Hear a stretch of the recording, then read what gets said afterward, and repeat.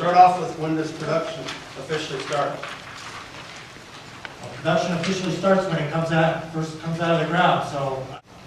So, Tom, what has been suggested to us by some members of a working group we have put together is that we require some type of environmental protection insurance of our operators. Would that be allowed? For a spill or something of that nature? Exactly, yeah.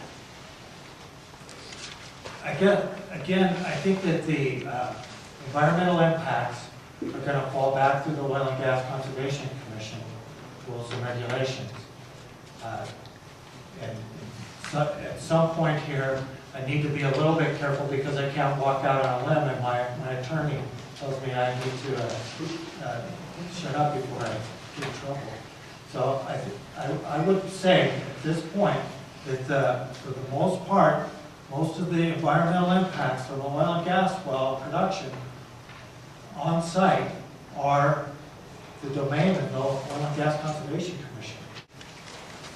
So Tom, I had read in the statute that one of the uses of this fund could be to gather background or baseline data on any air, water, soil, or biological resource that the commission determines may be so impacted by the conduct of oil and gas operations. And one thing we've been talking about in Drought County is trying to create some regional air quality baselines and some water quality baselines. Could we request funding from that fund to help us do that? What we'd like to do is we would rather see it as a partnership, and that in reality those funds are appropriated to our funding line. So I would assume that we could, in a partnership, do that, or we would see is we've had those discussions or partnerships with CDPHE and try to do something along those lines. So we don't see that as an unreasonable request. We might be tight if we want to be in control. A large number of the spills that are reported in the staff report, and see, we have a document actually on our website that describes all of the different spills and how come there's so many and what goes on with them. A lot of those spills are because of historical production facilities moved, and it's found that at some point it may have leaked. It may have been a drip for 20 years. It may have leaked and they replaced it 40 years ago. It was never dealt with. The new operators got it, they move it, they see it. They report those. We don't see those as violations. We see them as proactively taking care of their business. So the staff has limited authority and can only allege a violation. So we write what are NOAVs, notice of alleged violation. If the operator fails to respond in a timely manner, or we see that there's significant environmental impact, then we will pursue it. I think we kind of know this answer too, but how is the transportation of hazardous materials regulated? I can't answer that question, I have no idea. By CDOT, so. It's a trick question. Yeah. So the strategy then is, instead of specifying in the permit, so all parties know up front, both the operator, the neighbors, the local government, rather, correct me if I'm wrong, the strategy is, well, let's see how it works, and if we don't get complaints, it's okay, but if we do get complaints, then we ask them to do something? I'm not understanding. I think that one of the important things to understand in this business is that there's an element of risk at all points. Right. And you could drill a dry hole and have no production. You could drill a hole that has this great production. I think the Jake well that started the stuff in Well County was 1,750 barrels a day.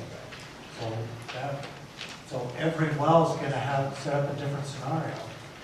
You could end up in a situation where you end up 50 wells down the road, and all of a sudden you need to install some compression equipment. So it's going to change. The life of the operation is dynamic. The equipment that's going to go in there is going to be dynamic at the time that it's drilled. again, it's not in our best interest to constantly be evolving that permit. We give them a permit to drill, they complete it, it's their job to stay within the specifications of the regulation. Plenty of interesting phenomena. Some sites are noisy and some equipment just seems to be noisy until it's replaced. Then you get rid of the issue. I guess our concern is not the urban concern, it's the concern that the ambient noise level in rural Rock County, particularly the area of the county where the Niobrara is a very low ambient noise level. It's a rural noise level. It may be cyclical with traffic on a particular county road or a US highway, but overall, even in the daytime, it's a relatively low ambient level of noise for people who live out in these areas. And that's where our questions and concerns are coming from. And I understand and respect that, and believe me, it's in the operator's best interest to be good neighbors. They're going to be there for a long time, and they have little desire to deal with complaints on an ongoing basis. So what is COGCC's involvement during the casing and cementing process? And can a Rock County representative be involved? We don't have a mandate to witness every cement job. I have an annual number that I'm required to meet. That being said, I try to catch as many as I can. So, my official number is, I think it's 8 annually, and that's 3 counties wide, Jackson, Route, and Moffett. The one that we had this last year, we actually did not receive proper notification from the operator. It's not the operator who's currently the operator of that well, it was a different operator at that time. And they did receive a violation for improper notification of that. As a follow-up to that, we did get cement bond log and cement tickets from the cement contractor that did that job, and it's all been reviewed through engineering, so we feel confident that that was a good cement job on that well. So, I don't know, hopefully that answers your question. So then we answer the second part of that, yeah. Okay, and I'll answer that one. At this point, it would be improper for Route County representatives to be on the well site without operator consent.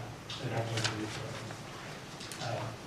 That is part of the deal that was worked out with Gunnison County in the MOU. I'm not sure, are you aware of that? Oh, yeah, we're well aware of that. So that was part of the